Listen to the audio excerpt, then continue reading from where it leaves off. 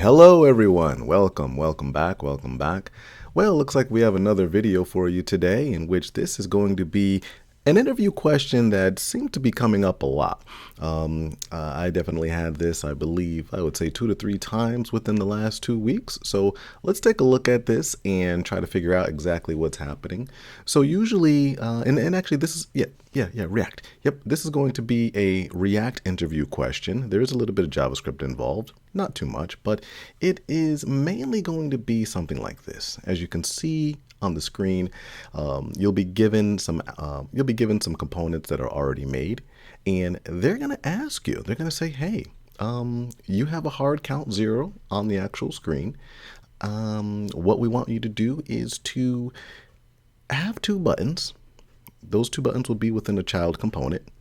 And what we want you to do is to actually have the actual button increment and decrement the 0, which is in the parent component. Okay, so there's a couple of things involved with that, actually a few things. And usually when you get a question like this, it's mainly because you want to they want to see exactly how you're going to actually figure out the problem, how you're going to pass information from one particular component to another, whether or not you're going to use any global state management or just props or just a couple of functions. So just to kind of play around with that. So that's what we're going to do today here. Okay, so I actually have a small little program running already with a couple of things. So let's get started. All right, let's do. So let's see. We have the class name app, just a CSS property. So nothing major right here. So this is the actual function called app, and we have a child component. This child component, as you can see, is right here. And usually what I do is I'll just close this right here. And since you're actually given everything, I'll usually, even though I can see it's imported, I like to just right click on the actual component and then go to definition. And then that way that'll actually open up the actual component itself. I'll also split this to the right and then close this. This way I can kind of see exactly what I'm working with here. So here's our 0 that we actually have. And so, yeah, there's going to be a few things involved with this. So the first thing we want to do is we want to be able to change this 0 from the child component. So I think what we're going to have to do here first is let's actually add and change that 0, that static 0, to an actual actually to a state variable itself. So let's place that within state, and we'll do that by importing, let's say, React from React, but we're actually going to add useState. And if I can capitalize that. Okay, and let's see, where's that from? That is from React. Okay, and so here, and actually we can get rid of the bottom. No, I think that's fine. All right, so now what we want to do in here is actually, let's use useState. So useState is going to be a hook that you'll be able to, that will actually provide you basically a getter and setter type of function within that. So let's say let number, actually, no, not like that. We'll go number and set number. Okay, and that's going to equal what? That's going to equal, useState. There we go. And we're going to default the actual value of number to 0. All right, so what do we have here? And actually, I don't think we're going to use these again, so let's do const. And so here we have number. So number is going to be the actual variable that we're going to use right here. So let's actually change that 0. And actually, before I even do that here, let's just make one thing perfectly clear here. So this value right here, think of that as just your regular variable number. Okay, and you can name it anything you would like. This particular property right here, this is really more of the method. This is the method that's actually going to update the value of number, and the standard or the default value of number is going to be 0. So then from there, what we're going to do is now take number and let's place it right here. Okay, so now if we look on the screen, it's still 0, but just in case we wanted to see the actual change and see what that default number could be, I did change it to 7. 7 now goes into number, and number is being utilized right here, still in the parent. So there's our 7 on the actual screen.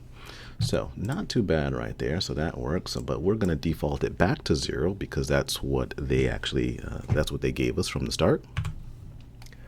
Now what we need to do is we need to increment or decrement this particular number here. So what I'm going to do is I'm going to create the functionality for that.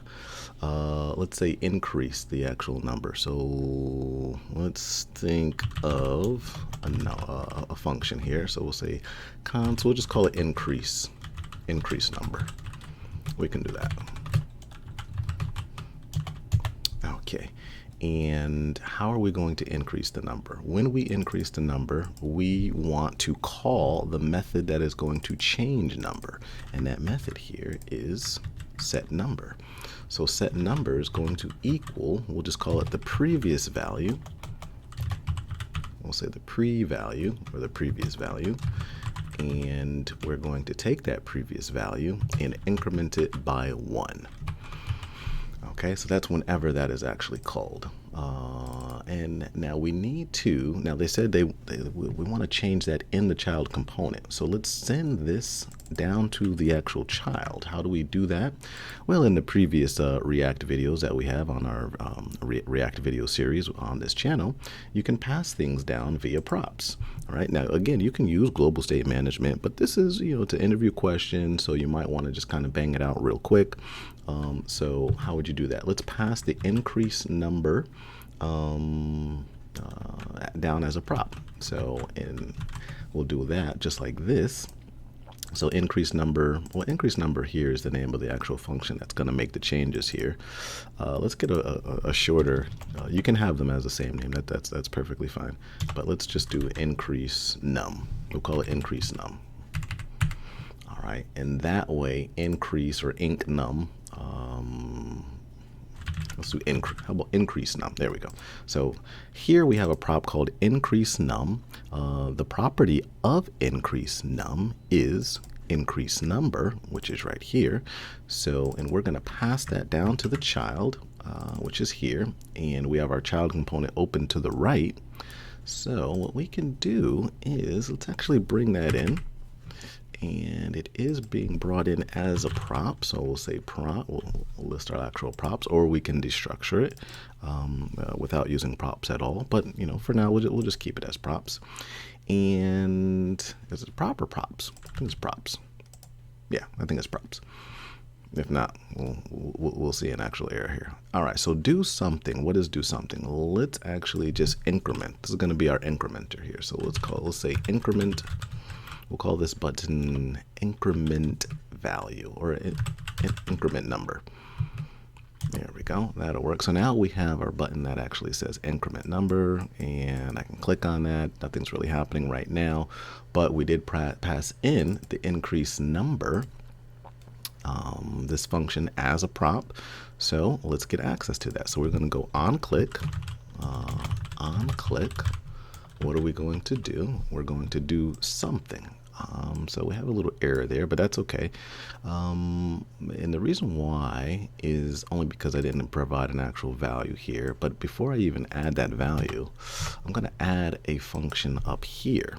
And that basically is going to be a function that will allow us to, it's kind of like a helper function. This helper function is going to say, you know what, on click, let's, what can we call it? Send, increase the number, as we're running out of actual words to use. We'll call it incrementer. That's fine. Incrementer. All right, and we'll just test this. We'll call it processing. All right, and now this way, we're going to call incrementer when this actual button is clicked. So again, we're doing on click and call what? Call incrementer. So now what's going to happen is inside this component here, okay, we're going to increment on click. We're actually just going to call incrementer. So let's see what happens here. We can open up the inspect tool and go to console, and let's refresh, and let's hit incrementer and see what happens in the console. All right, so we're processing something. That's just the text that we have here. All right, so now that the actual piping is all set up for that, now what we can do is go back over here and call our increase number prop. Okay, so let's do that. And how we're going to do that is we'll get rid of this and we'll say props dot increase num. Okay. All right, and that's perfect. That's perfect. So now what's going to happen is we're going to click on increment number, which is here.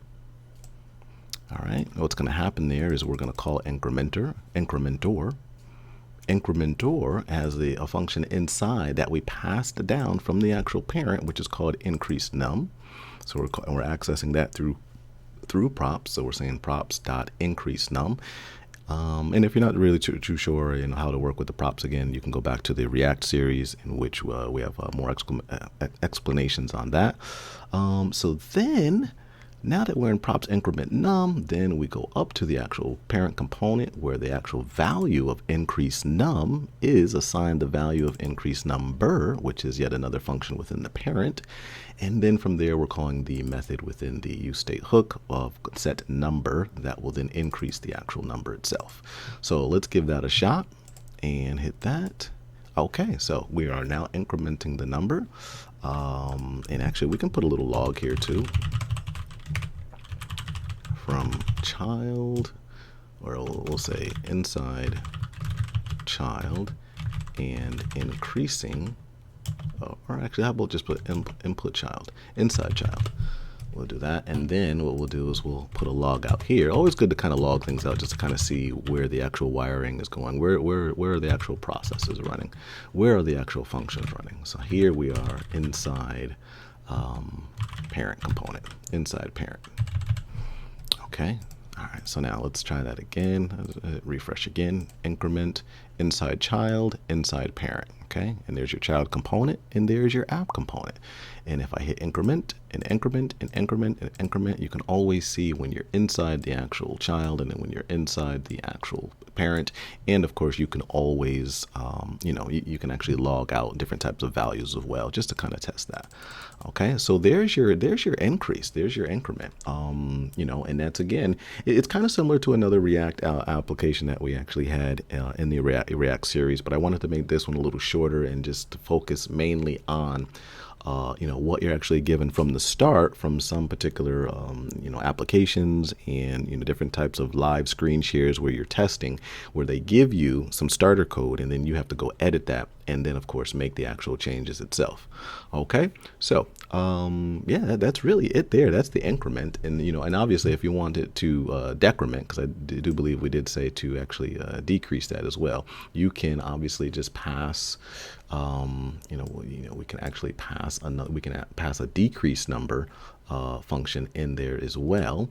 And then we can kind of change the logic here, to possibly say like if we're increasing to do this, or if we're if we're decreasing to do that.